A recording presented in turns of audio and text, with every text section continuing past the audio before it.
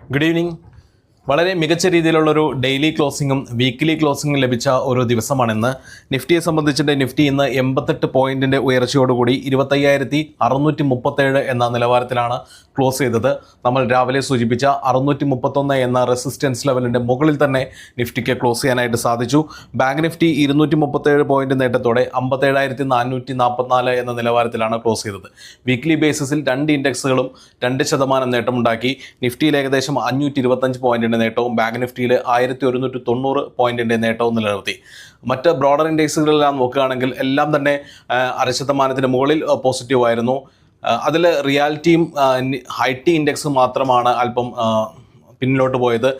ഈ രണ്ട് ഇൻഡെക്സുകളിലും പ്രധാന കാരണങ്ങളുണ്ട്. IT സംബന്ധിച്ചാണെങ്കിൽ രാവിലെ സൂചിപ്പിച്ച പോലെ ഡോളർ ഇൻഡെക്സ് വളരെ താഴ്ന്ന നിലവാരത്തിലേക്ക് വരുന്നു. ഡോളർ 3.5 വർഷത്തെ ഏറ്റവും താഴ്ന്ന നിലവാരത്തിലേക്ക് ട്രേഡ് ചെയ്യുന്നു. അതുതന്നെ IT ഇൻഡെക്സ്, ഇന്ത്യൻ IT സ്റ്റോക്കുകളെ സംബന്ധിച്ചിട്ട് കുറച്ച് നെഗറ്റീവാണ്. അതുകൊണ്ട് തന്നെ IT-യിലൊരു പ്രോഫിറ്റ്സ് ബുക്കിംഗ് അല്ലെങ്കിൽ ഒരു സെല്ലിംഗ് വന്നിട്ടുണ്ടായിരുന്നു. റിയാലിറ്റി സെക്ടർ നോക്കുകയാണെങ്കിൽ ഈ മാസം ഏകദേശം 5% നേട്ടമുണ്ടാക്കിയ ഒരു സെക്ടറാണ്. അതിലൊരു പ്രോഫിറ്റ് ബുക്കിംഗ് മാസാവസാനത്തോടെ വന്നിട്ടുണ്ട്. റിയാലിറ്റി സെക്ടർ ഇന്ന് 1.5%-ലധികം നഷ്ടത്തിലാണ് അവസാനിച്ചത്. പ്രധാനമായും ഇന്ന് നമ്മുടെ മാർക്കറ്റ് ഉറ്റുനോക്കിക്കൊണ്ടിരിക്കുന്നത് US ഇന്ത്യ ട്രേഡ് ടോക്സ് തന്നെയാണ്. ഇന്ത്യയിലെ കാർഷിക രംഗത്തെ എല്ലാം സപ്പോർട്ട് ചെയ്തുകൊണ്ട്, പ്രൊട്ടക്റ്റ് ചെയ്തുകൊണ്ട് ഒരു ബാലൻസ്ഡ് ആയിട്ടുള്ള ഒരു താരിഫ് ഡീൽ രണ്ട് രാജ്യങ്ങളും തമ്മിൽ ഒപ്പുവയ്ക്കുമെന്നാണ് ഈ ഇന്ത്യൻ പ്രതിനിധികൾ ഒരു വിശ്വാസം പ്രകടിപ്പിക്കുന്നത്. അത് മാർക്കറ്റിൻ്റെ ഒരു പോസിറ്റീവായിട്ടുള്ളൊരു സെൻറ്റിമെൻ്റാണ്.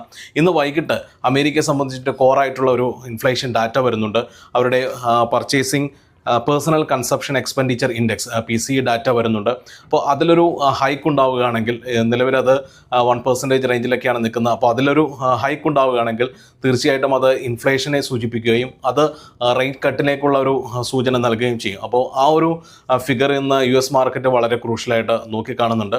അപ്പോൾ ഈ രണ്ട് ട്രേഡ് ടോക്സും അതോടൊപ്പം തന്നെ ഈ ഇൻഡെക്സിനെ സംബന്ധിച്ചിട്ടുള്ള കൂടുതൽ വിവരങ്ങൾ നമുക്ക് അടുത്ത ദിവസങ്ങളിൽ കിട്ടും. അതിൻ്റെ റിഫ്ലക്ഷൻ തീർച്ചയായിട്ടും തിങ്കളാഴ്ച ഉണ്ടാകും. തിങ്കളാഴ്ച ഒരു പോസിറ്റീവ് ഓപ്പണിംഗ് തന്നെ നമുക്ക് പ്രതീക്ഷിക്കാം.